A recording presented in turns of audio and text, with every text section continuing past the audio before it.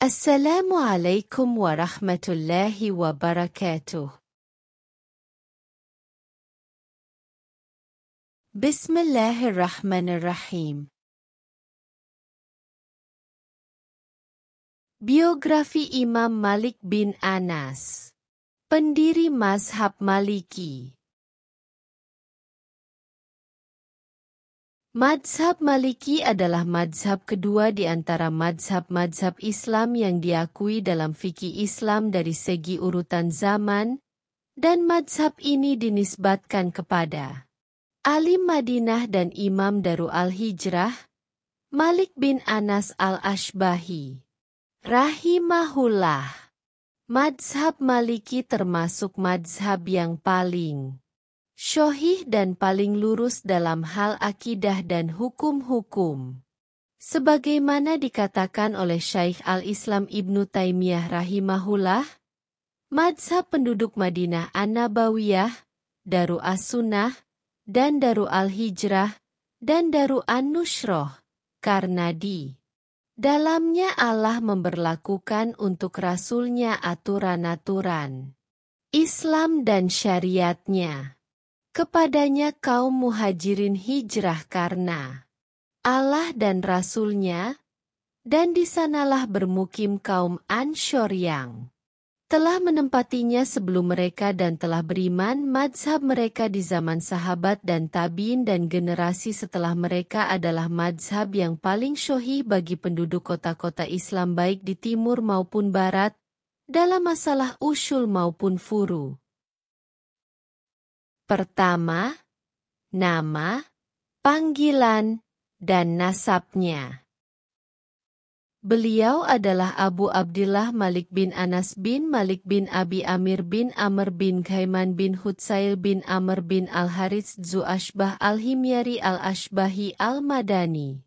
Nama Al-Himyari adalah penisbatan kepada Himyar. Ia termasuk kabilah asli yang singgah di ujung negeri Yaman. Zu'ashbah adalah keturunan Kohtan, namun kemudian menjadi nama sebuah kabilah, sehingga Imam Malik dinisbatkan kepadanya.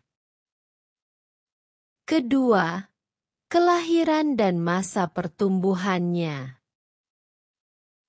Imam Malik dilahirkan menurut pendapat yang paling syahih pada tahun 93 Hijriah, 93 pada masa Kekhilafahan Sulaiman bin Abdul Malik bin Marwan, di desa Zulmarwah berjarak 8 burd, sekitar 160 km, sebelah utara kota Madinah, tempat berhimpunnya keimanan, tempat turunnya wahyu dan sumber syariat, serta ibu kota kekhilafahan. Yang pertama, ibunya adalah Aliyah binti Syuraik al-Azdiyah. Nampak bahwa ibunya termasuk wanita sholihah yang mengagungkan ilmu dan ulama, sebagaimana akan disebutkan kemudian dalam bahasan perjalanan mencari ilmu. Imam Malik tumbuh dalam rengkuhan keluarga yang mulia dan terkenal dengan keilmuannya, dan dalam naungan rumah yang sibuk dengan hadits dan telaah atas peninggalan ulama terdahulu dan fatwa sahabat radhiyallahu anhum. Kakeknya adalah Malik bin Abi Amir, wafat 94 termasuk tokoh senior dan ulama tabi'in yang meriwayatkan hadits dari Umar, Utsman, dan Aisyah radhiyallahu anhum, dan anak-anaknya meriwayatkan darinya. Di antara mereka adalah Anas ayah Imam Malik.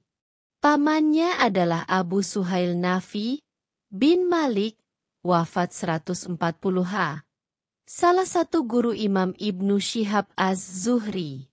Tampaknya ayah Imam Malik tidak menyibukkan diri dengan mempelajari hadits, maka dari itu dia tidak terkenal, dan tidaklah benar jika Imam Malik meriwayatkan dari jalur ayahnya. Sebagaimana terlihat bahwa kakaknya, Nadr bin Anas intensif dalam menuntut ilmu dan menggali dari para guru sehingga Imam Malik pada awal perjalanannya menuntut ilmu dikenal dengan Malik saudaranya Nadr, karena ketenaran kakaknya dibanding dirinya pada awal mulanya. Namun tidak lama kemudian terjadi yang sebaliknya, sehingga kakaknya dikenal dengan An-Nadr saudara Malik.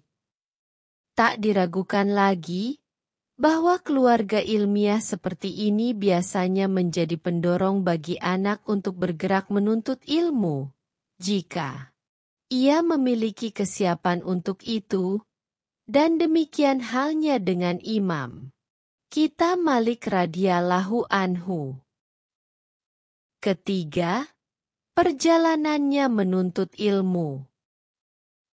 Lingkungan ilmiah tempat Imam Malik tumbuh adalah pusat ilmu dan ulama, Al-Madinah An-Nabawiyah, juga keluarganya yang bersih dan mulia. Keduanya memiliki peran nyata dalam menyegerakan Imam Malik menuntut ilmu sejak masa tumbuh kembangnya. Ibnu Wahab meriwayatkan bahwa Imam Malik berkata, "Aku mendatangi Nafi, Maula Umar dan ketika itu aku masih kecil."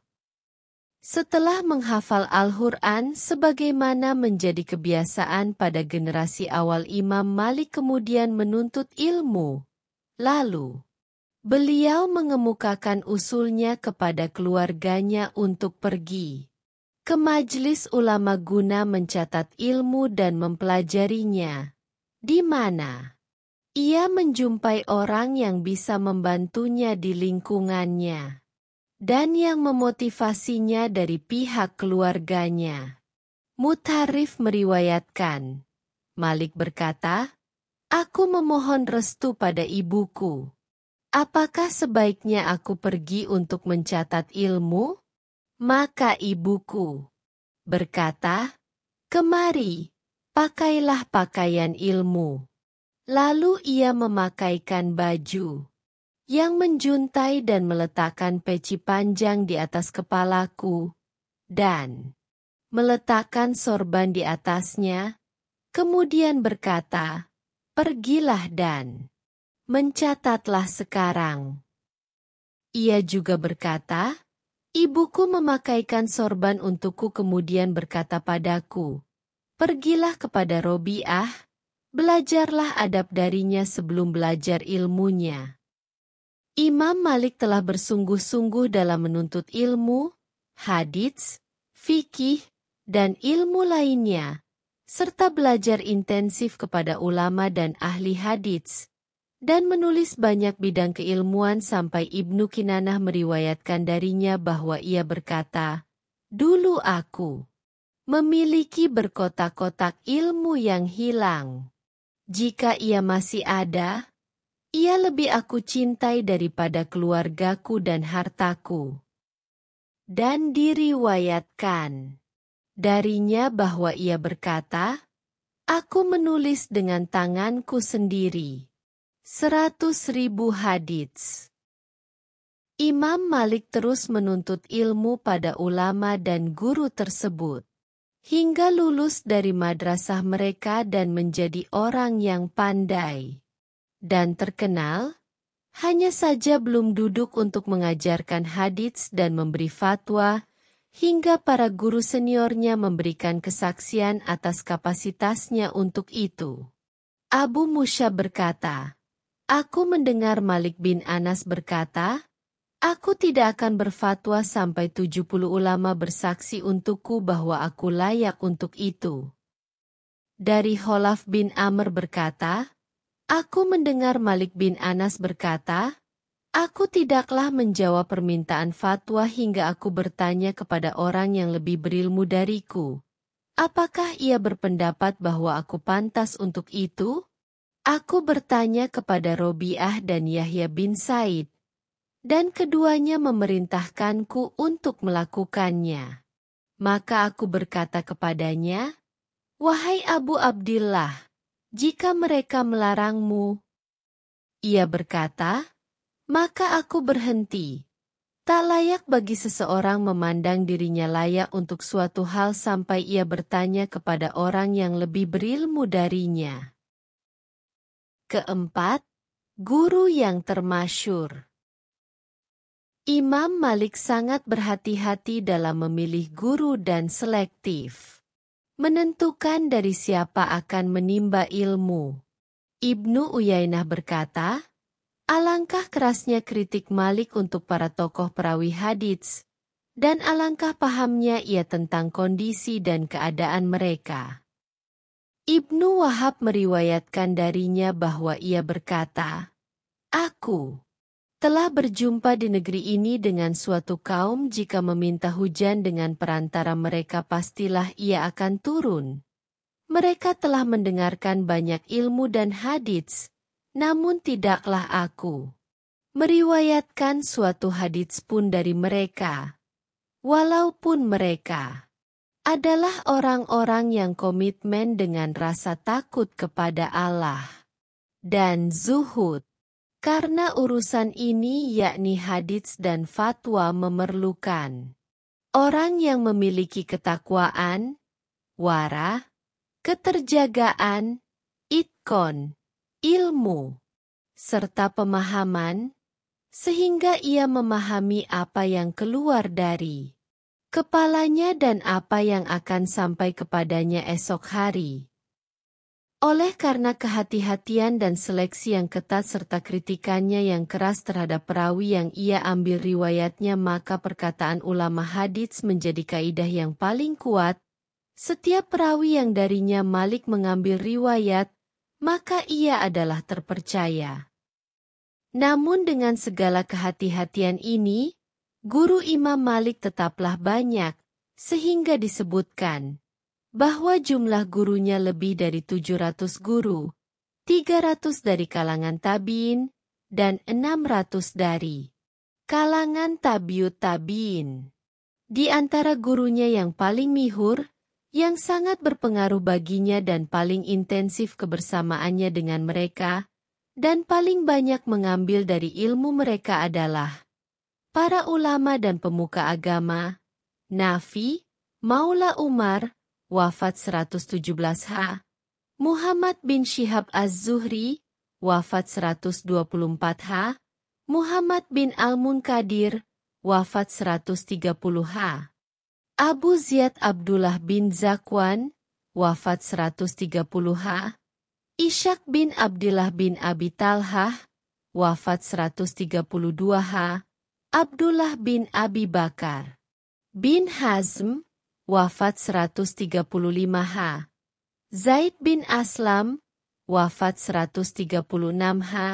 Yahya bin Said al-Anshori, wafat 143 H. Hisham bin Urwah, wafat 145 H.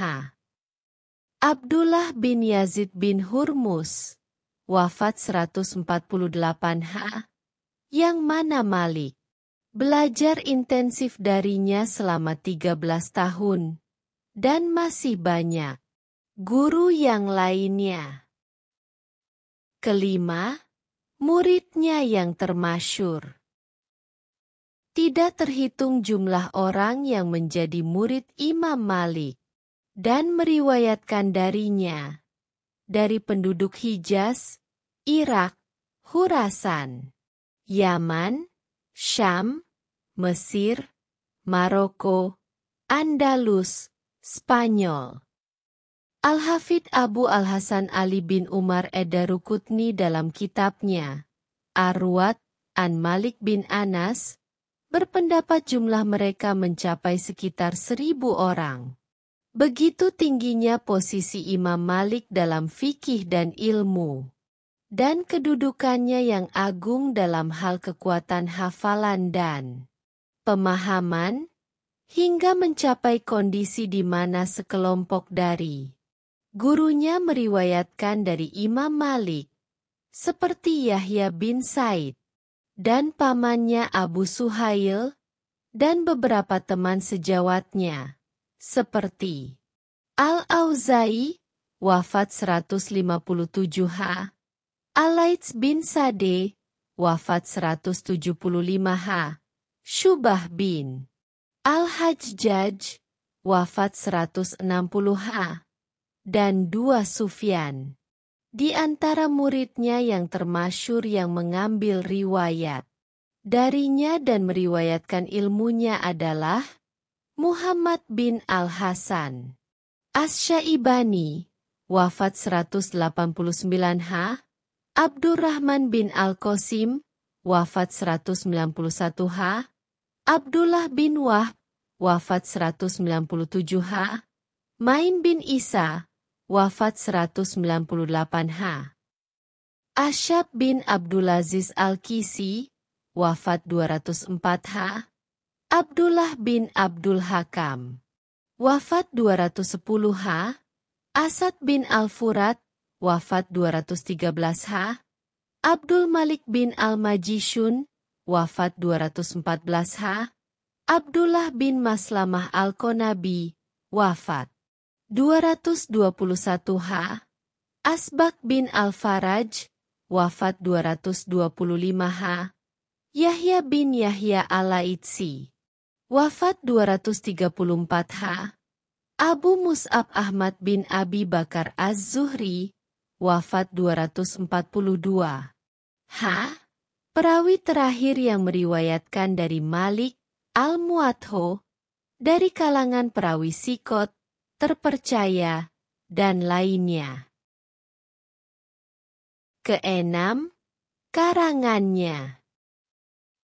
Tidak ada karangan dari Imam Malik yang terkenal selain Al-Muwattho. Namun ada karangan lain yang diriwayatkan dari Imam Malik oleh mereka yang mendapat risalah ini dan disebutkan oleh beberapa penulis biografi beliau. Di antaranya adalah 1. Risalah untuk Ibnu Wahab tentang Qadar dan bantahan atas paham Qadariyah. 2. Kitab dalam ilmu tafsir tentang Gharib Al-Quran. 3. Risalah tentang peradilan yang ditulis untuk beberapa hakim. 4. Risalah tentang fatwa kepada Abu Ghassan Muhammad bin Mutharrif. 5. Risalah kepada Alaits bin Sade tentang ijma penduduk Madinah. 7. Pujian ulama untuknya. Berbagai riwayat dan nash datang silih berganti tentang para imam dan ulama yang memberikan pujian kepada Imam Malik, serta pengakuan atas kapasitas keimamannya dalam agama dan hadits. Di antaranya adalah perkataan Imam Ibnu Syihab Az-Zuhri yang ditujukan pada Imam Malik rahimahumullah, engkau termasuk lumbung ilmu, dan sungguh, engkau adalah sebaik-baik gudang ilmu. Perkataan Imam Abdurrahman bin Mahdi rahimahullah, wafat 198 H.